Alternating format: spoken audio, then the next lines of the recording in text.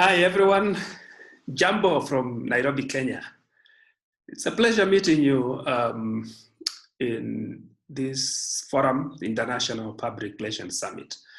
And I am happy to have been invited to speak on a topic that is very dear to me, and that is on leadership communication. So my name is Peter Mutie. I'm the Executive Director of Peterson Integrated Communications Limited, which is a company based here in Nairobi, but with operations in the continent.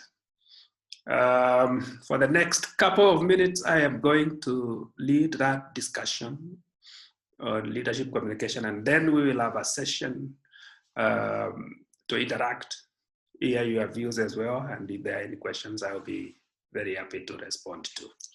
Allow me to share my screen so that you can follow the presentation.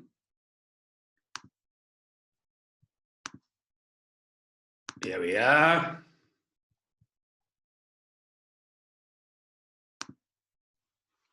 Thank you.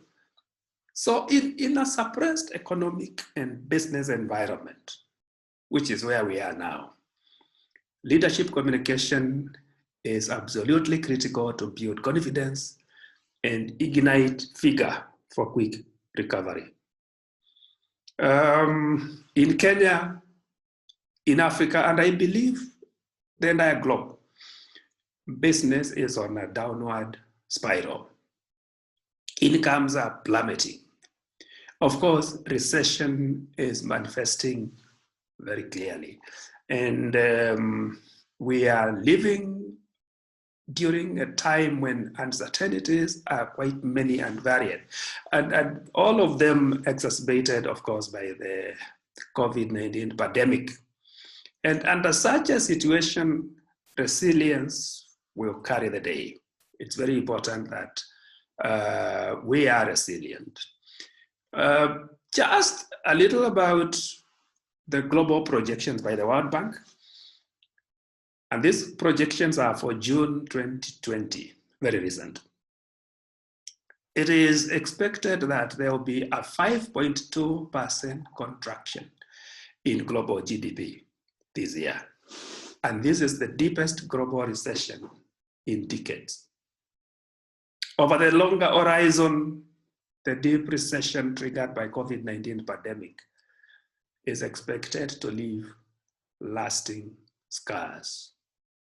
And of course, the lower investment, erosion on human capital through lost work and schooling, and fragmentation of global trade and supply leakages are pushing the globe towards hard times.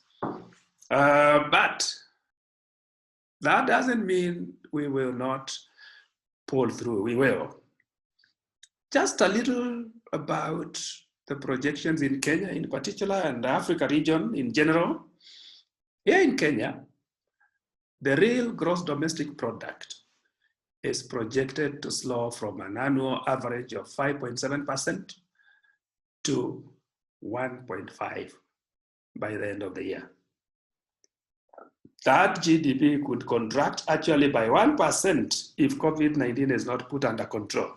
And from the situation as it is, we are not about to put COVID under control. We are managing, yes, but we still have a long trek to go through. Sub-Saharan Africa is expected to grow by 2.5%, again, very contracted growth. North Africa by 4.2%. And therefore, these downturns are expected to reverse years of progress towards development goals. And unfortunately, they will tip tens of millions of people back into extreme poverty. However, there is some good news. Business is beginning to pick momentum. As a matter of fact, last week, Zambia Public Relations Association has just held their annual PR summit, physically, not virtually. And that is a good indicator that we have to learn how to live with COVID and manage situations where we can. And that was a very daring and progressive move by that association. Airspace in Africa is now open. Flights are on. Tourism is back, a bit slow. Schools are opening actually, and children are back to classes. Ourselves, Peterson Integrated Communications Limited, we have started our trainings physically in Mombasa, but with social distancing and other COVID-19 prevention protocols. So we are starting to see progress, and some normality is coming back. And I am sure International PR Summit will come physical in probably next year. That's where we should be headed to. So the gist of my presentation, the role of leadership communication.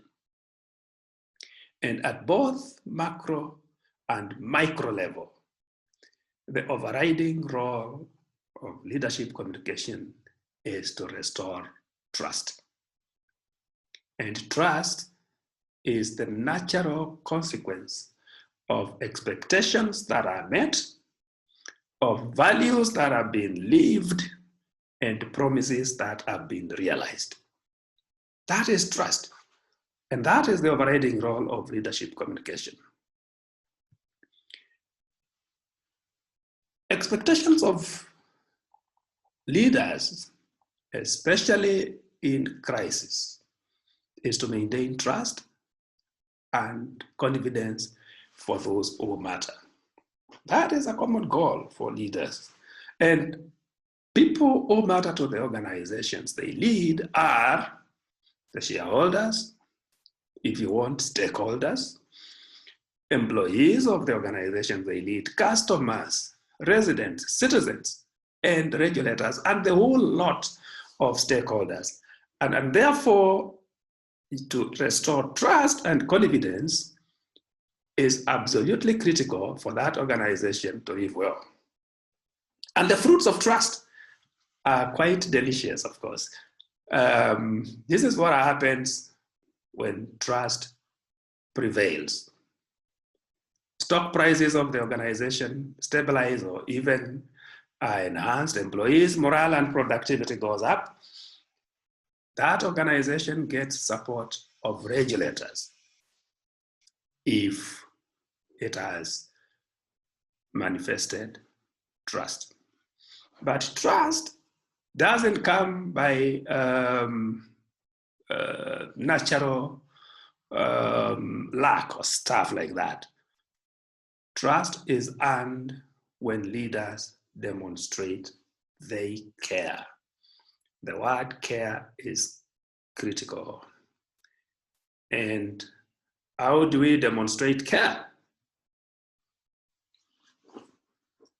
In a crisis situation, stakeholders expect a responsible organization or leaders to care.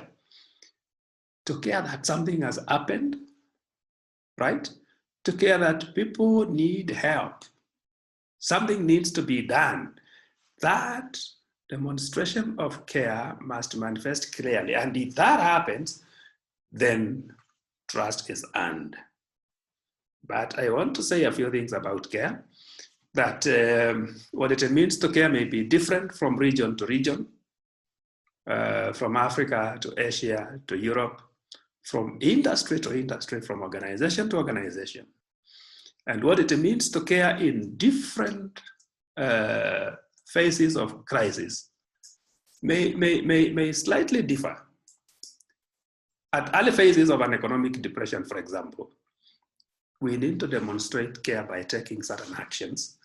In the middle of the recovery, certain other actions. And later phases when the economy has normalized, other actions as well. But that we need to care doesn't change.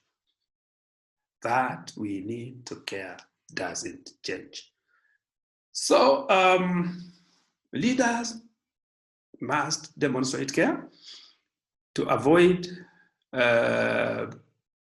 getting trust eroded. And from my experience and what we have seen is that the single largest predictor that trust will fall is the perception of indifference. And silence, when there is an expectation of caring, is interpreted by our stakeholders as indifference.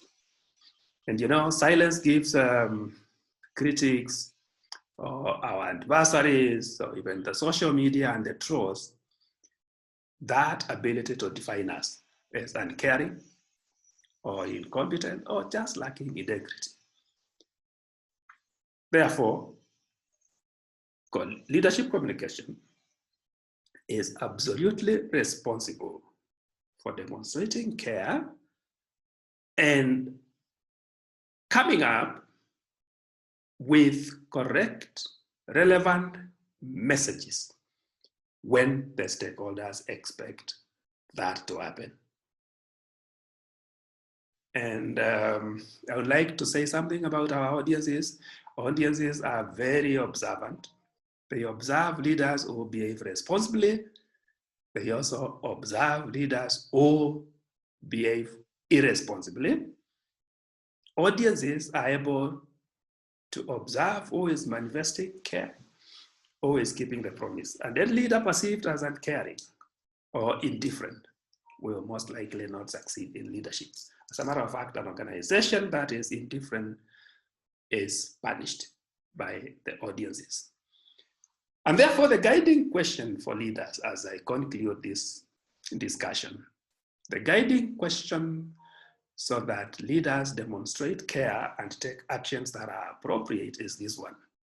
What do reasonable people appropriately expect a responsible organization, a responsible leader, a responsible government to do when facing this kind of situation? When we have that frame as leaders, we are able to then come up with communication interventions that demonstrate care, because those interventions will be addressing the expectations of our stakeholders. What do reasonable people appropriately expect? In other words, we should always endeavor through leadership communication to address the very core of the expectation of our stakeholders. And that way we'll be able to restore trust and demonstrate care, and our organizations, our governments will then yield the trust and loyalty which we expect our stakeholders to manifest. So that's it, my presentation. I'll be, of course, getting into the live session and interacting with you and responding to questions, and also hearing your perceptions on leadership communication, especially as far as restoring trust is concerned. Thank you very much.